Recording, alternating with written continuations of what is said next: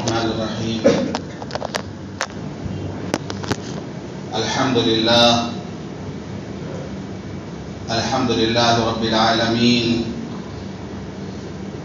والصلاة والسلام على سيد الأنبياء والمرسلين وخاتم النبيين سيدنا محمد وآله وصحبه أجمعين، ومن تبعهم بإحسان ودعا بدعوتهم إلى يوم الدين. أما بعد، أعوذ بالله من الشيطان الرجيم. بسم الله الرحمن الرحيم. إنا أعطيناك الكوثر فصل لربك وانحر إن شانئك هو الأبتر. صدق الله العظيم. اللهم صل على محمد وعلى آل محمد وبارك وسلم. محترم بزرگوں، دوستوں اور دینی بھائیوں،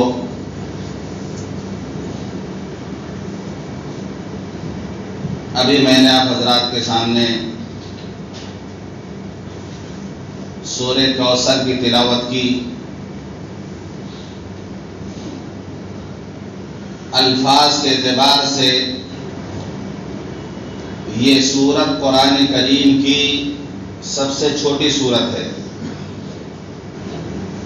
اور اکثر لوگوں کو یاد بھی ہے. اس سورت میں حضور پاک صلی اللہ علیہ وسلم کی عظمت، آپ کے علو شان کا تذکرہ ہے. اس آیت کا شان نزول یہ ہے کہ زمانے جاہلیت میں عربوں کا یہ مزاج تھا کہ جب ان کے یہاں کوئی بیٹا پیدا ہوتا تو بہت خوش ہوتے تھے. وہ خوشی مناتے تھے، خوش ہوتے تھے، مبارکباد دیتے تھے. جب بیٹی پیدا ہوتی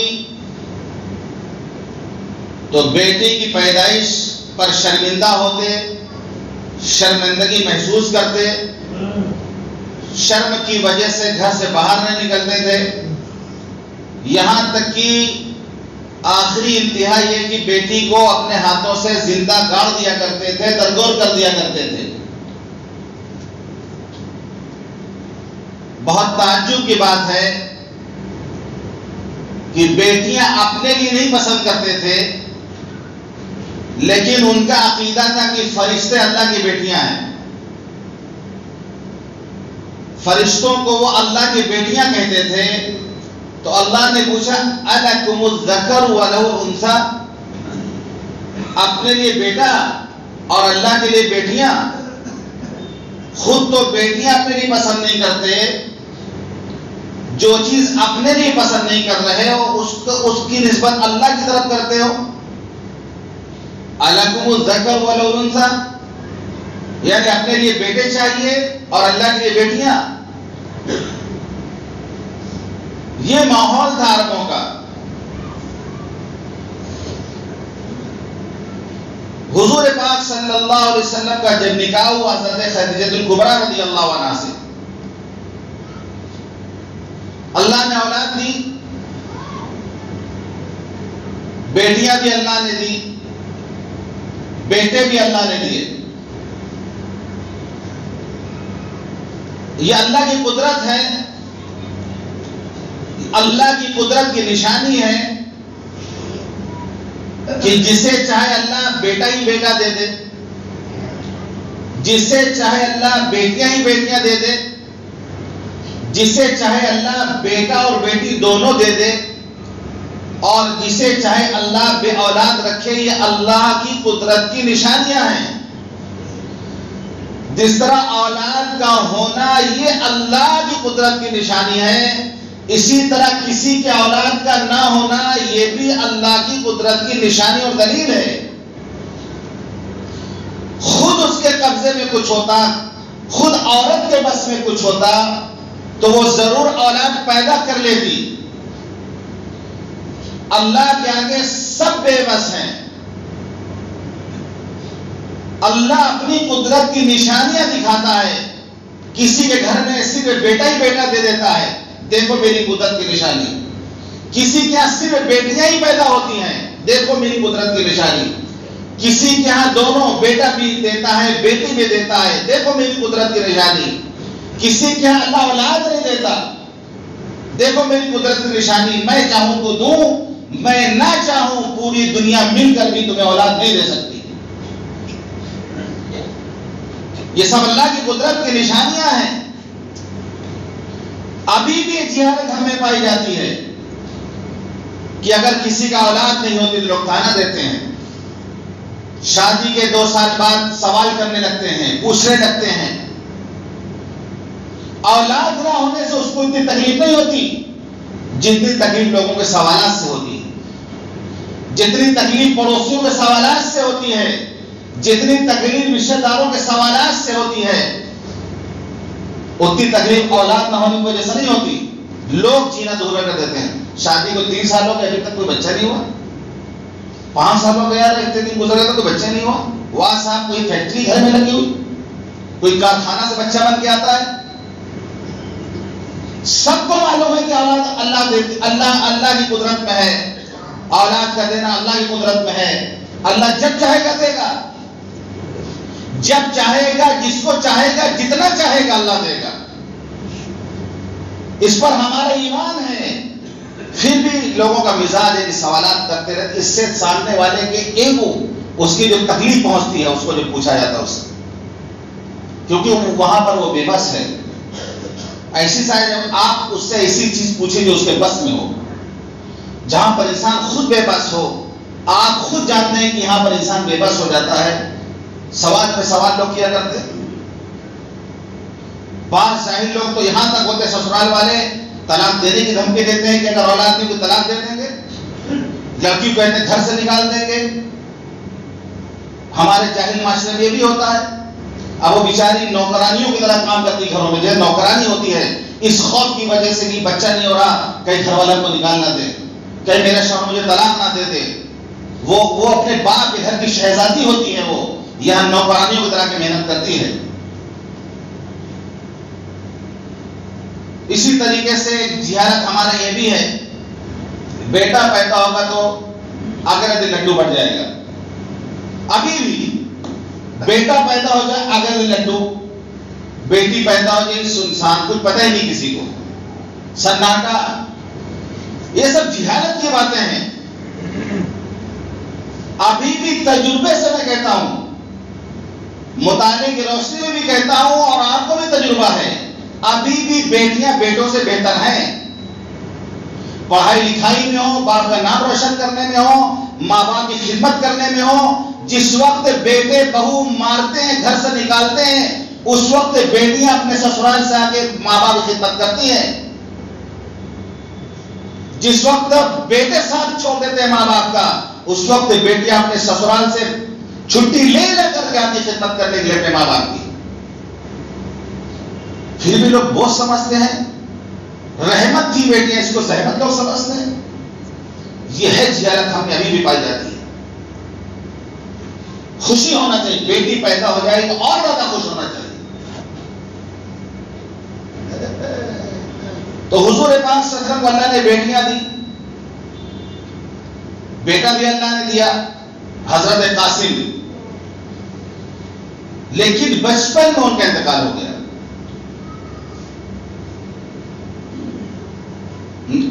قاسم نام تھا ان کا، انہی کی وجہ سے حضور پاک صلی اللہ علیہ وسلم کی کنیت پڑی ابو القاسم، یعنی قاسم کے والد۔ یہ حضور پاک صلی اللہ علیہ وسلم کی کنیت ہے ابو القاسم۔ بچپن میں ان کا انتقال ہو گیا، 2 سال کی عمر میں۔ 2 سال کی عمر ایسی ہوتی ہے کہ بچہ تھوڑا کھیلنے بھی لگتا ہے، بعض جگہ لکھا ہے 16 یا 17 مہینے کے تھے۔ بہرحال بچپن میں ان کا انتقال ہو گیا۔ جب ان کا انتقال ہوا تو جو کفار قریش تھے، جو اسلام کے دشمن تھے، وہ مذاق اڑانے لگے، خوش ہونے لگے، بہت خوش۔ جب حضور پاک صلی اللہ علیہ وسلم کے بیٹے حضرت قاسم کا انتقال ہوا تو بہت خوشی منا رہے ہیں وہ کہ اللہ نے ان کو بیٹیاں دی ہیں، بیٹا دیا اس کو اللہ نے لے لیا ہے، ان کی نسل چلنے والی نہیں ہے۔ اب تر کہتے ہیں مقطوع نسل کو، جس کی نسل آگے نہ چلے، عرب اس کو کہتے ہیں ابتر ہے، یہ ابتر ہے، یعنی اس کی نسل آگے نہیں چلے گی۔ تو بچپن میں حضور پاک صلی اللہ علیہ وسلم صاحبزادے حضرت قاسم کا انتقال ہوا۔ کہیں لکھا ہے کہ حضرت زینب سے بڑے تھے، کہیں لکھا ہے حضرت زینب سے چھوٹے تھے۔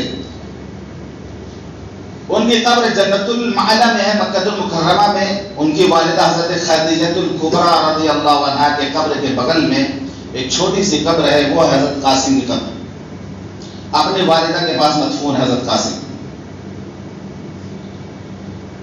تو کفار خوشی منا رہے ہیں، یعنی حضور پاک صلی اللہ علیہ وسلم دین کی دعوت دے رہے ہیں، دین کا کام کر رہے ہیں، دین کی محنت کر رہے ہیں، بیٹے کا انتقال ہوتا ہے، خوشیاں منائی جا رہی ہیں۔ ایک تو جس عمر میں بچے کو انسان کھلاتا ہے لے کر کے، پیار کرتا ہے، مزہ آنے لگتا ہے، اس عمر میں اللہ نے بیٹے کو لیا کہ حضرت خدیجہ الکبریٰ رضی اللہ عنہا بیٹھ کر رو رہی ہیں۔ حضور پاک صلی اللہ علیہ وسلم نے پوچھا، بیٹے کو یاد کر کے رو رہے ہیں؟ ظاہر سی بات، ایک ماں سے اس کے جگر کے ٹکڑے کو چھین لیا جائے، اس پر کیا بیتے گی؟ حضور پاک صلی اللہ علیہ وسلم فرمایا کہ قاسم کے لیے اللہ نے جنت میں دائی کا انتظام کر دیا ہے، چاہو تو میں اس کی آواز تمہیں سنوا دوں، تسلی ہو جائے گی تمہیں۔ فرمایا نہیں، رہنے دیجئے، اللہ اور اس رسول جو فرمانے بالکل برحق ہے۔ وہ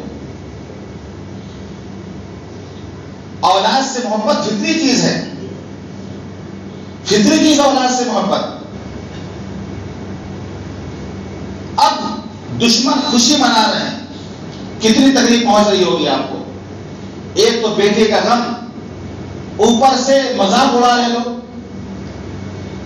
آپ کا تذکرہ جہاں ہو کہ نیا دین لے کر کے آئے، یہ ایک اللہ سے ہونے کا یقین بتاتے ہیں، یہ جنت کا تذکرہ کرتے ہیں، تو فوراً جواب ملتا تھا۔ ایک شخص تھا جس کا نام تھا عاص ابن وائل، یہ سردار تھا مکے کا، جس کا دودھی بولتا تھا اس زمانے میں، گویا یہ اس زمانے کا باس تھا، یعنی گنڈا گردی جس کو کہتے ہیں کہ تاجر مال لے کے آئے، مال رکھوا لیا، مال پیسہ نہیں دینا، رکھو مال۔ ہر جگہ ہوتے ہیں سب، باہر کا بیماری آیا، مال لے لیا، پیسہ نہیں دینا، جاؤ۔ اب وہ رو رہا باہر کا آدمی تاجر، بھائی کہاں جائیں ہم؟ مکے کا آدمی، اس نے مال ہمارا چھین لیا، لے لیا، پیسہ نہیں دے رہا۔ ان میں سے عاص ابن وائل۔ جہاں کہیں آپ کا تذکرہ ہوتا ہے، چھوڑو ان کو، کیا ان کا تذکرہ کرتے ہو؟ وہ تو خود ابتر ہیں، ان کی نسل آگے نہیں چلے گی، ان کا کیا تذکرہ کرتے ہو؟ ان کی نسل آگے نہیں چلے گی۔ بیٹا وہ بھی ختم ہو گیا، یہ جب تک زندہ، جب تک دین کی بات کر رہے ہیں، یہ اسلام کی بات کر رہے ہیں، جب یہ چلے جائیں گے دنیا سے تو کوئی نام لینے والا ان کا نہیں ہوگا، کوئی بیٹا ان کا نہیں ہے جو ان کا نام روشن کرے گا، ان کا نام چلنے والا نہیں ہے۔ یہ حالات تھے اس وقت مکے کے جب یہ سورت نازل ہوئی۔ یہ چھوٹی سورت کتنی تسلی کا سامان لے کر گئے۔ حضور پاک صلی اللہ علیہ وسلم بیٹھے ہوئے ہیں، صحابہ بیٹھے ہوئے ہیں، آپ پر وحی کی کیفیت تاری ہوئی، وحی کی کیفیت آپ پر تاری ہوئی۔ جب یہ کیفیت ختم ہوئی تو آپ مسکرائے۔ صحابہ نے پوچھا، اللہ کے رسول آپ کیوں مسکرا رہے ہیں؟ فرمائے کہ مجھ پر ایک سورت نازل ہوئی، بسم اللہ الرحمن الرحیم، انا اعطیناک الکوثر فصل لربک وانحر ان شانئک هو الابتر۔ آپ نے سورت صحابہ کرام کو پڑھ کر سنائی۔ پوچھا جانتے ہو کوثر کیا ہے؟ آپ نے پوچھا صحابہ سے جانتے ہو کوثر کیا ہے؟ آپ نے بتایا کوثر جنت کی نہر کا نام ہے. کہیں حوض کا لفظ ملے گا، کہیں نہر کا نام ملے گا. کوثر جنت کی نہر کا نام ہے. اللہ فرماتا اِنَّا أَعْطَيْنَاكَ الْكَوْثَرَ، اے نبی ہم نے آپ کو کوثر عنایت فرمائی. کوثر کے ایک معنی آتے ہیں خیر کثیر کو، بہت سارے خیر، بہت ساری بھلائیاں کو بھی کوثر بولتے ہیں. یعنی آپ کا تذکرہ دنیا میں، آپ کا تذکرہ باقی رہے گا، دین اسلام ترقی کرے گا، بہت ساری چیزیں کوثر میں داخل ہیں. اسی ضمن میں حوض بھی ہے، نہر کوثر بھی ہے. قیامت کے دن حشر کے میدان میں حوض کوثر، یعنی کوثر نہر کا پانی لایا جائے گا میدان حشر میں. ایک حوض ہوگا بڑا سا، اس میں جو پانی ہوگا اس پانی کا تعلق جنت سے ہوگا. وہ جنت سے وہ نہر کا پانی آئے گا اس حوض میں، جس سے ہم کہتے ہیں حوض کوثر. حضور پاک صلی اللہ علیہ وسلم کے امتی جائیں گے آپ کے پاس تو آپ کوثر کا جام پلائیں گے انہیں. آپ نے کوثر کے بارے میں بتایا کہ حوض کوثر بہت بڑا تالاب ہوگا جس کی لمبائی چوڑائی 1 مہینے کی مسافت کے برابر ہے. 1 مہینے سفر کرے آدمی، جتنا سفر کرے گا اتنی اس کی لمبائی چوڑائی ہے. اس سے پتہ چلا کہ حوض کوثر چوکور ہے، یعنی چاروں طرف برابر ہے لمبائی چوڑائی. 1 مہینے کی مسافت کے بقدر اس کا پانی دودھ سے زیادہ سفید، شہد سے زیادہ میٹھا. اس کے جو گلاس ہوں گے وہ آسمان کے ستاروں کے مانند خوبصورت بھی ہوں گے، اور تعداد میں اتنی زیادہ تعداد میں ہوگا جیسے آسمان کے ستارے. اور حدیث میں آتا ہے کہ وہاں پر پرندے ہوں گے لمبی گردن والے. لمبی گردن والے پر آپ دیہات میں جائیں، کھیتوں میں دیکھیں گے جہاں جو ہے پانی لگتا ہے، جہاں سینچائی ہوتی کھیت میں، وہاں لمبی لمبی گردن والے جو ہے بگلا، وہ جو ہے کیڑا کھایا کرتے ہیں. پورے جہاں بھی ٹیوب ویل سے پانی لگا رہے گا گاؤں دیہات میں، آپ دیکھیں گے بہت ساری پرندے تو نہیں لیکن بگلا ضرور رہتا ہے وہاں پر، لمبی لمبی گردن والا، وہ ٹہلتا ہے پانی دائیں بائیں، کیڑا کھایا کرتا ہے وہ. تو حوض کے پاس آپ نے بتایا کہ لمبی گردن والے پرندے ہوں گے، تو صدیق اکبر نے کہا اللہ کے رسول بڑے خوبصورت پرندے ہوں گے وہ. تو آپ نے فرمایا ان کا گوشت بھی بہت لذیذ ہوگا. دیکھنے میں خوبصورت تو ہوں گے ہی لیکن ان کا گوشت بھی بہت لذیذ ہوگا. اس کی مٹی، حوض کوثر کی مٹی مشک عنبر کی جو خوشبو ہے اس کی مٹی ہوگی. اور آپ اپنے امتیوں کو اپنے دستے مبارک سے پلا رہے ہوں گے کوثر کا جام. اس کی خوبی ہوگی جو پیے گا وہ پیاس اس کو نہیں لگے گی. اور حشر کے میدان میں سورج بہت قریب آ جائے گا، ہر آدمی پیاسا ہوگا، پیاس میں جائے گا حضور پاک صلی اللہ علیہ وسلم کے پاس، اور آپ اس کو جام پلا دیں گے کوثر کا، اس کو پیاس نہیں لگے گی. اللہ تعالی ہم سب کو حضور پاک صلی اللہ علیہ وسلم کے دست مبارک سے کوثر کا جام نصیب فرمائے. حدیث پاک میں آتا ہے کچھ لوگ میرے پاس آ رہے ہوں گے پینے کے لیے اور فرشتوں کو بھگا رہے ہوں گے، دھکے دے رہے ہوں گے. حوض تک پہنچنا چاہتے ہوں گے وہ، لیکن فرشتوں کو پیچھے کر رہے ہوں گے. میں کہوں گا آنے دو، آنے دو، یہ میرے ساتھی ہیں، آنے دو انہیں. تو فرشتے جواب دیں گے اے اللہ کے رسول انک لا تدری ما احدثوا بعد ذلك. اے اللہ کے رسول آپ نہیں جانتے کہ آپ کے دنیا سے تشریف لانے کے بعد ان لوگوں نے دین میں نئی نئی باتیں پیدا کر دی تھی. آپ دنیا سے چلے آئے تھے جب انہوں نے بدعت کو رواج دیا تھا، دین میں نئی نئی باتیں انہوں نے پیدا کر دی تھی. یہ وہ لوگ ہیں، یہ بدعت کرنے والے لوگ ہیں. آپ یہ سننے کو فرمائیں گے شوقن لمن غیر دین، دور کرو ان کو میری نظروں سے، بھگاؤ ان کو میری نظروں سے جنہوں نے دین کو بدل دیا. جنہوں نے دین کو بدلا ہے، بھگا ان کو میرے سامنے سے۔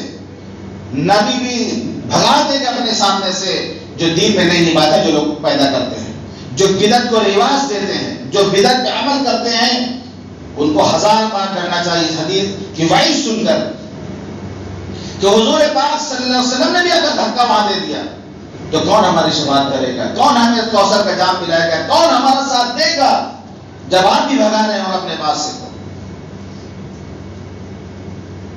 حضرت انس رضی اللہ عنہ پوچھا، اللہ کے رسول قیامت کے دن آپ میری شفاعت کریں گے؟ خادم تھے، خدمت کی انہوں نے، کہتے میں نے 10 سال حضور پاک صلی اللہ علیہ وسلم کی خدمت کی، آپ نے کبھی ڈانٹا نہیں۔ خادم خاص تھے حضرت انس رضی اللہ عنہ، پوچھتے اللہ کے رسول آپ ہماری شفاعت کریں قیامت کے دن؟ کہنے ہاں ضرور کریں گے۔ تو آپ کو کہاں تلاش کریں ہیں؟ قیامت کی اس بھیڑ میں جہاں سارے انسان جمع ہوں گے کہاں تلاش کریں گے آپ کو؟ فرمایا پل صراط کے پاس آ جانا۔ اللہ اکبر، پل صراط پہ نبی اپنے امت پہ انتظار کر رہے ہوں گے کہ میرے امتی پار لگ جائیں۔ محبت دیکھیے نبی، یا رب سلم سلم، اے اللہ میری امت کو آج پار لگا دے۔ پل صراط کے پاس کھڑے ہوں گے، آپ انتظار کر رہے ہیں اپنی امت کا کہ آسانی سے پار لگ جائیں۔ اگر وہاں نہ ملے آپ لوگ کہاں تلاش کریں؟ فرمایا جہاں پر اعمال وزن ہوگا، ترازو اعمال کا ہوگا، وہاں بھی ملیں گے۔ کیا فکر ہوگی آپ کو کہ ایک امتی کا اعمال تولے جا رہے ہیں، نبی وہاں پہ کھڑے ہیں کہ کسی کا بیڑا اٹک جائے، کسی کا معاملہ پھنس جائے تو سفارش کرنے کے لیے موجود ہو گیا وہاں پر۔ یہاں ایک ڈرنے کی بات یہ بھی ہے کہ ہم جو گناہ کرتے ہیں، بے درے گناہ کرتے ہیں، سرکشی کرتے ہیں، شرمندگی محسوس نہیں کرتے، یہ سوچیں کہ ایک وقت آئے گا یہی گناہ جب تولا جائے گا تو نبی وہاں پہ موجود ہوں گے۔ ہم نہیں چاہتے کہ ہمارے گناہ کے بارے میں ہمارے ماں باپ جانے، ہمارے بھائی بہن جانے، ہمارے رشتے دار محلے والے جانے، ہم ان سے چھپاتے ہیں، لیکن یہی چیز نبی کے آنکھوں کے سامنے ہے۔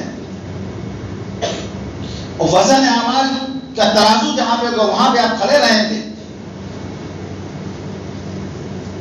حضرت انس رضی اللہ عنہ کے رسول اگر وہاں بھی آپ نہ رہے تو پھر کہاں ملیں گے؟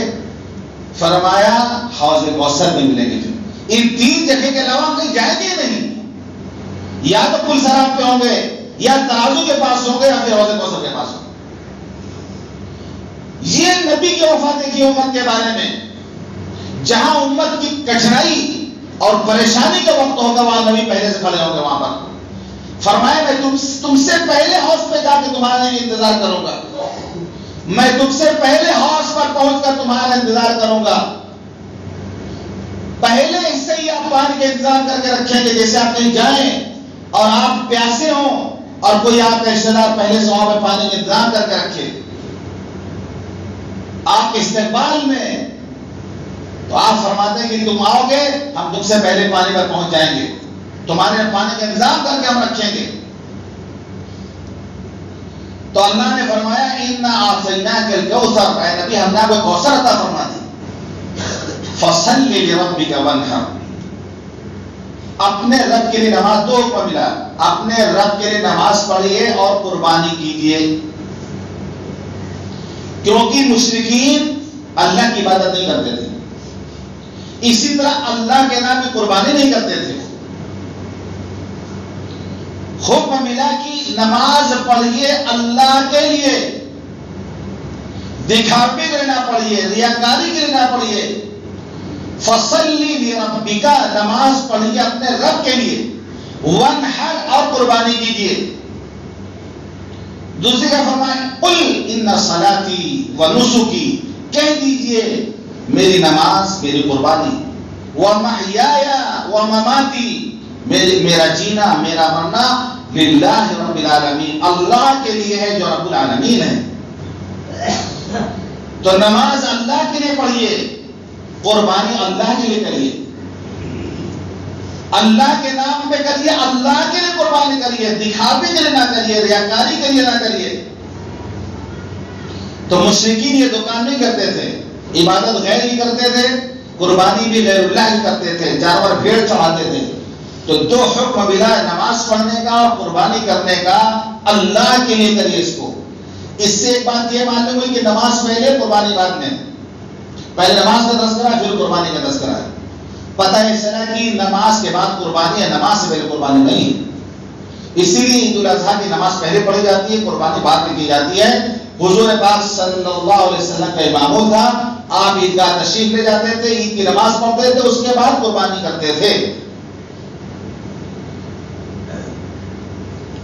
ان شانئک هو الابتر، آخری آیت میں فرماتا ہے، اللہ تسلی دیتا ہے یہ کفار جو طعنہ دے رہے ہیں کہ آپ کی نسل نہیں چلے گی، اللہ فرماتا ہے ان شانئک هو الابتر، آپ کا جو دشمن ہے یہ بے نام و نشان رہے گا، آپ کا تذکرہ تو بلند ہوگا۔ وَرَفَعْنَا لَكَ ذِكْرَكَ، اے نبی ہم نے آپ کے تذکرے کو بلند کیا ہے، آپ کا تذکرہ تو بہت ہوگا، ہر جگہ ہوگا، ایک ایک مینار سے آپ کا نام لیا جائے گا، محرابوں سے آپ کا نام لیا جائے گا، آپ کے امتی پوری دنیا میں پھیلے ہوئے ہوں گے، ایک لمحہ ایسا نہیں گزرے گا جب آپ کا نام پوری دنیا میں نہ لیا جائے گا۔ اس وقت بھی کہیں نہ کہیں اذان ہو رہی ہوگی، کوئی لمحہ ایسا نہیں کہ نبی کا نام اشہد ان لا الہ الا اللہ کے ساتھ اشہد ان محمد رسول اللہ نہ کہا جا رہا۔ آپ کا نام تو لیا جائے گا۔ آپ کے بیٹے کا انتقال ہو گیا تو افسوس نہ کریے، ان مشرکوں کے بعد میں افسوس مت کریے، یہ میرے نام و نشان ہوں گے۔ آپ کے نام لینے والے تو اربوں خربوں کی تعداد میں ہوں گے، اور صرف وہ دنیا میں نہیں، آخرت میں بھی کوثر ہم آپ کو دیں گے، اس کوثر پر آپ کے امتی اکٹھا ہوں گے، وہاں سے ملاقات کریں گے آ کر۔ دنیا میں بھی آپ کا تذکرہ ہوگا، آخرت میں بھی آپ کا تذکرہ ہوگا، میدان حشر میں بھی پوری دنیا آپ کو تلاش کرے گی، کوثر کا جام پینے کے لوگ آپ کے پاس آئیں گے۔ ان شانئک هو الابتر، آپ کا دشمن بے نام و نشان رہے گا۔ کون جانتا ہے عاصم بن وائل کون ہے؟ اس کی اولاد کون تھی؟ کہاں دفن ہوا وہ؟ کون جانتا ہے؟ جو جس نے طعنہ دیا تھا کوئی جانتا ہے اس کو؟ نبی کی برکت سے اس کا تذکرہ حدیث میں آ گیا، نبی کی ہی وجہ سے اس کا تذکرہ حدیث میں آ گیا، ورنہ کون جانتا تھا عاصم بن وائل کون ہے؟ جو کہتا تھا کہ آپ کا نام لینے والا کوئی نہیں ہوگا، لیکن اللہ نے کہہ دی ان شانئک هو الابتر، وہ بے نام و نشان ہوگا، اس کا نام لینے والا کوئی نہیں ہوگا۔ کہاں گیا عاصم بن وائل؟ کہاں گئی اس کی اولاد؟ کوئی جاننے والا نہیں۔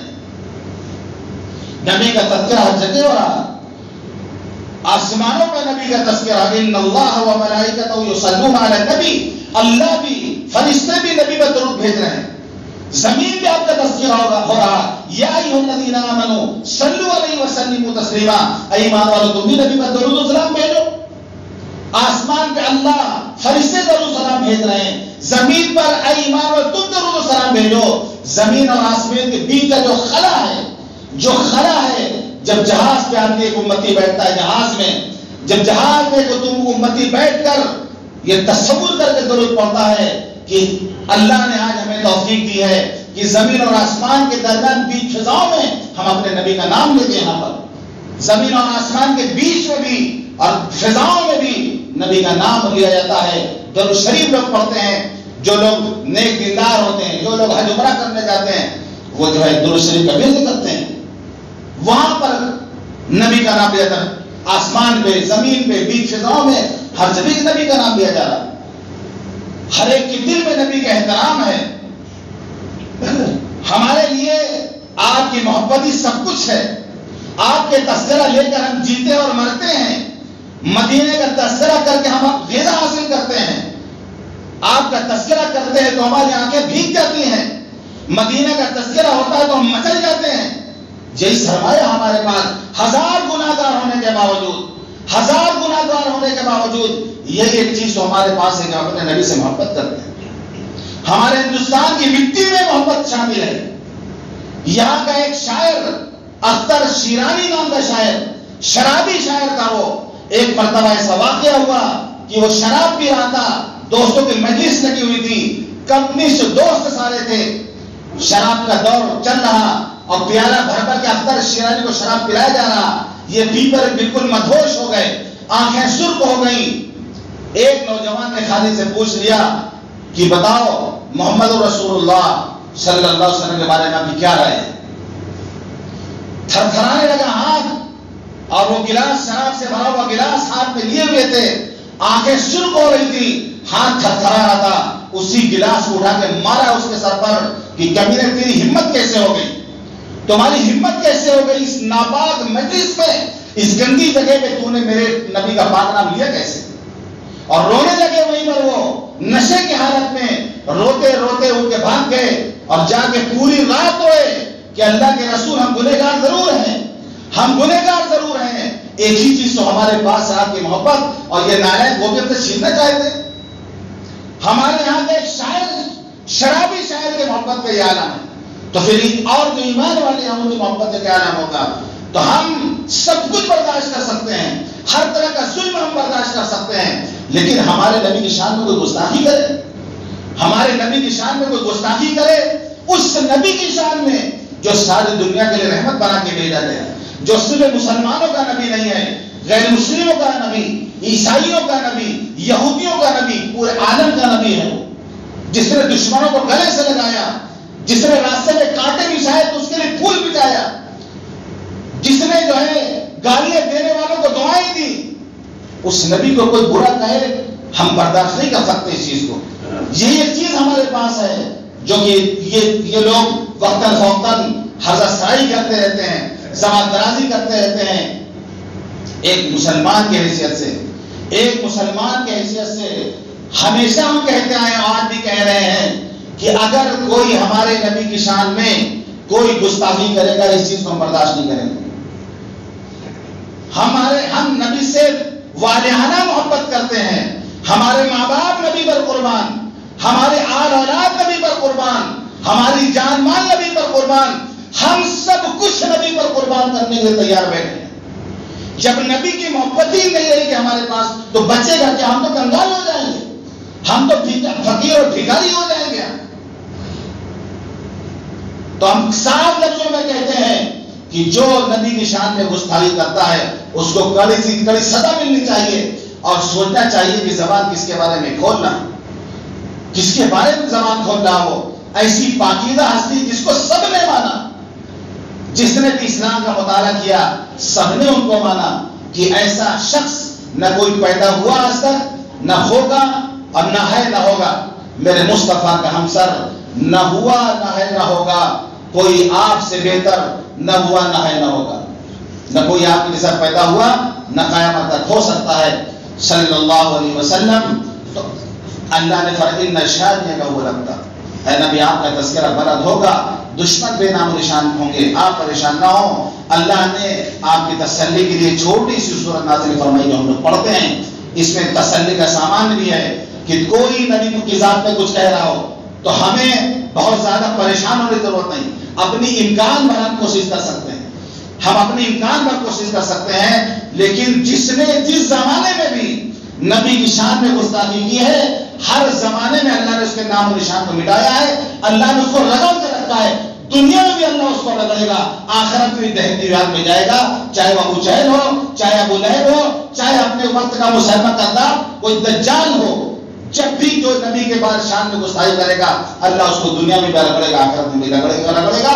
یہ آیت قیامت تک کے لیے ہم ہر نماز میں پڑھتے ہیں، اور قیامت تک کے لیے آیت پڑھی جائے گی ان شانئک هو الابتر، جو دشمن نبی کا ہوگا اس کا نام و نشان مٹ جائے گا، اس کا نام و نشان باقی نہیں رہے گا، اور نبی کا تذکرہ ہمیشہ اس دنیا میں بھی، آخرت میں بھی، میدان حشر میں بھی، جنت میں بھی، ہر جگہ نبی کا تذکرہ بلند ہوتا رہے گا۔